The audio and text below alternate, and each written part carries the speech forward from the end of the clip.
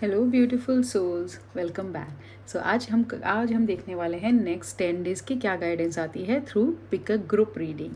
सो आपके सामने 3 ग्रुप्स हैं और हर ग्रुप में 4 कार्ड्स हैं।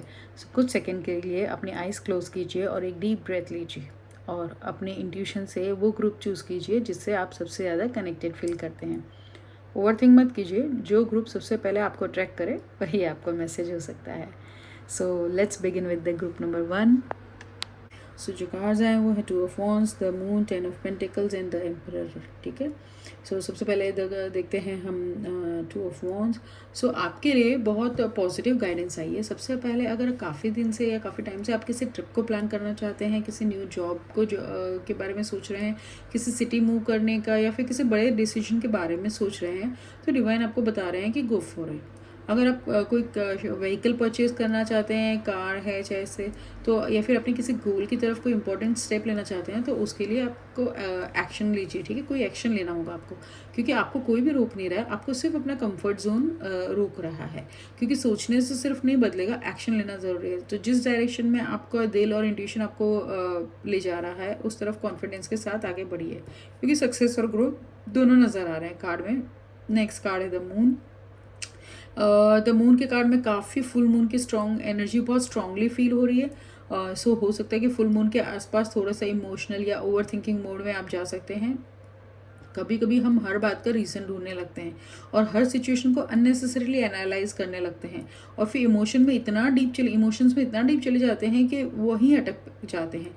सो आपको क्या गाइडेंस दी जा रही है? आपको बताया जा रहा है कि आपको अपने पैटर्न को थोड़ा सा ऑब्जर्व करना है और कॉन्शियसली उससे बाहर आना है। हर चीज़ की जड़ तक जाना ज़रूरी नहीं होता। कभी कभी जो समझना है वो समझ आ चुका होता है, उसके बाद उसको बस एक्सेप्ट करना होता है और आगे बढ़ जाना होता है। फुल मून के टाइम पे अगर इमोशंस आपको थोड़े से अप डाउन हो जाए तो फिर आप घबराइए मत, बस आपको अवेयर रहना है कि ये एनर्जी का इफेक्ट भी हो सकता है। इस एनर्जी को बैलेंस करने के लिए आप मून वाटर बना सकते हैं, है ना। आप वाटर को चार्ज कर सकते हैं मून लाइट में। कैसे करना है?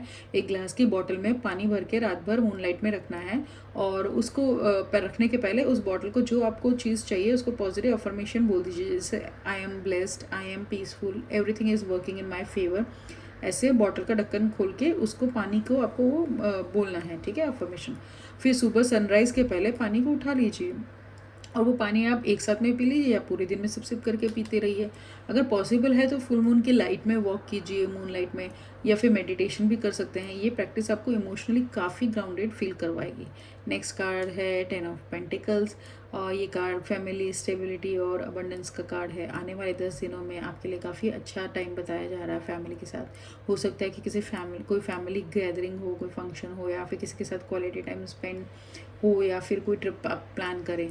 सो अगर आप काफ़ी टाइम से फैमिली को लेकर टेंशन या हैवीनेस फील कर रहे हैं, तो धीरे धीरे उसमें पॉजिटिव चेंजेस आते हुए दिख रहे हैं। और अगला कार्ड है द एम्परर। सो ये एनर्जी बता रही है कि आपको वो एनर्जी बता रही है कि वक्त आ गया है कि आपको अपने पावर में आना है। अपने आप को अंडर एस्टिमेट मत कीजिए, खुद पर ट्रस्ट रखिए, अपनी बाउंड्रीज क्लियर रखिए। जहाँ पे नो बोलना ज़रूरी है वहाँ कॉन्फिडेंटली नो बोलिए। जहाँ रिस्पॉन्सिबिलिटी लेनी है वहाँ रिस्पॉन्सिबिलिटी भी लीजिए, और जहाँ लीडरशिप दिखानी है वहाँ पीछे मत हटिए। अगर ऑफिस या वर्क प्लेस में आप खुद को डरा हुआ या अंडर कॉन्फिडेंट फील करते हैं, तो ये कार्ड आपको बता रहा है, गाइडेंस दे रहा है कि आप अपना काम ऑनेस्टी से कर रहे हैं, तो डरने की ज़रूरत नहीं है। आपके अंदर लीडरशिप क्वालिटीज़ है। अगर कोई अपॉर्चुनिटी मिल रही है तो सिर्फ इसलिए मना मत कीजिए क्योंकि आपको लगता है कि शायद मैं कैपेबल नहीं हूँ। ठीक है, आप जितना खुद को समझते हैं उससे कहीं ज़्यादा कैपेबल हैं। सो ओवरऑल ग्रुप 1 के लिए 10 दिनों के लिए काफ़ी पॉजिटिव रहेंगे। सो गाइज, ये थी आपकी रीडिंग फॉर नेक्स्ट 10 डेज, और आई होप ये रीडिंग रेजोनेट हुई है। Thank you, stay happy, stay blessed. Hello group number 2। सो अगर आपने चूज़ किया है ग्रुप नंबर 2, सो आपके कार्ड्स आए हैं king of cups, king of wands, night of wands and page of pentacles. So group 2 आपके लिए बहुत ही पावरफुल एनर्जी आ रही है। सबसे पहले कार्ड आया है किंग ऑफ कप्स।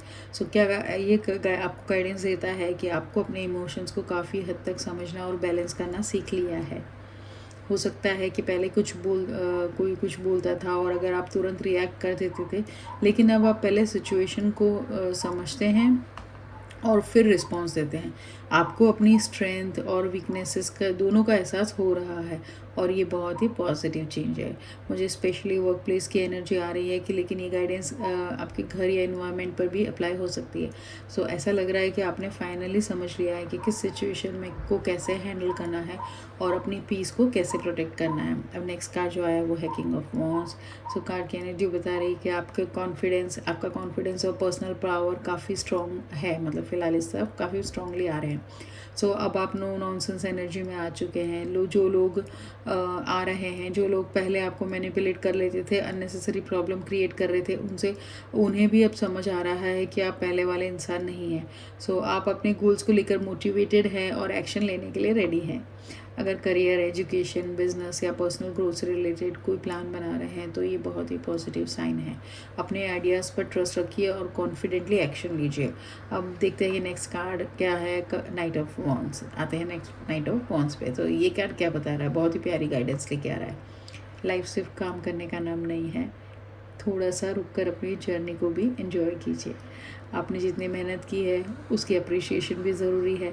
हर वक्त बस नेक्स्ट गोल के पीछे भागते रहना ही मतलब बैलेंस नहीं होता है। प्रेजेंट मोमेंट को भी एंजॉय कीजिए। खुश रहना भी उतना ही इम्पोर्टेंट है जितना सक्सेसफुल होना। इस कार्ड के साथ मुझे भी ये स्ट्रांगली फील हो रहा है कि अगर मतलब ये बहुत ज़्यादा स्ट्रांगली ऐसा फील हो रहा है कि अगर आप काफ़ी टाइम से एक्सरसाइज या फिज़िकल एक्टिविटी शुरू करना चाहते हैं तो ये परफेक्ट टाइम है। जब भी आपको डल, हैवीनेस और स्टेगनेट एनर्जी फील हो, बॉडी को मूवमेंट दीजिए। वॉकिंग, योगा, जिम, कोई भी एक्सरसाइज कीजिए जिसको आप एंजॉय करते हैं और वो आपकी एनर्जी को नेचुरली शिफ्ट कर देगी। और फाइनली जो कार्ड है वो है पेज ऑफ पेंटिकल्स। तो क्या बता रहा है? ये बता रहा है कि फाइनेंशियल स्टेबिलिटी और लर्निंग का कार्ड है ये। ठीक है, अगर आप काफ़ी टाइम से फाइनेंसेस को लेकर टेंशन में हैं या फिर पैसे मैनेज करने में डिफ़िकल्टी फील कर रहे हैं तो धीरे धीरे बैलेंस आता हुआ दिख रहा है और आप फाइनेंशियली ज़्यादा स्टेबल फील करेंगे। बस कंसिस्टेंसी बनाए रखिए और अपने गोल्स पर फोकस कीजिए। सो ओवरऑल ग्रुप 2 के लिए 10 दिन काफ़ी पॉजिटिव दिख रहे हैं। इमोशनली आप स्ट्रांग हो रहे हैं, कॉन्फिडेंस बढ़ रहा है, एक्शन लेने का सही वक्त है। लाइफ को एंजॉय करना मत भूलिए और फाइनेंशियली भी धीरे धीरे स्टेबिलिटी आती हुई नज़र आ रही है। सो डिवाइन्स की ब्लेसिंग्स आपके साथ है। ये थी नंबर 2 के ग्रुप की रीडिंग। होप ये आपके साथ रेजोनेट हुई है। Stay happy, stay blessed. So group number 3, ये है आपकी reading for the next 10 days. Cards आए हैं the devil, the star, the hermit, 9 of swords. So आपके लिए बहुत ही पावरफुल रीडिंग आ रही है। आपके स्प्रेड में 3 मेजर अरकाना कार्ड हैं, इसलिए मुझे लगता है कि नेक्स्ट 10 डेज सिर्फ टेम्प्रेरी इवेंट्स नहीं बल्कि कुछ लॉन्ग टर्म शिफ्ट्स और इनर ग्रोथ की शुरुआत हो सकती है। सबसे पहले बात करते हैं द डेविल कार्ड की। क्या गाइड दिखा रहा है? ये आपको दिखा रहा है कि काफ़ी टाइम से आप किसी सिचुएशन, किसी पर्सन, किसी हैबिट या किसी अनहेल्दी पैटर्न से इमोशनली जुड़े हुए थे। हो सकता है कि कोई एनवायरनमेंट आपको ड्रेन कर रहा हो या फिर कोई अटैचमेंट हो जो आपकी पीस को अफेक्ट कर रहा हो। तो आपको बताया जा रहा है, आपको गाइडेंस दी जा रही है कि इस साइकिल को छोड़ने का टाइम आ गया है।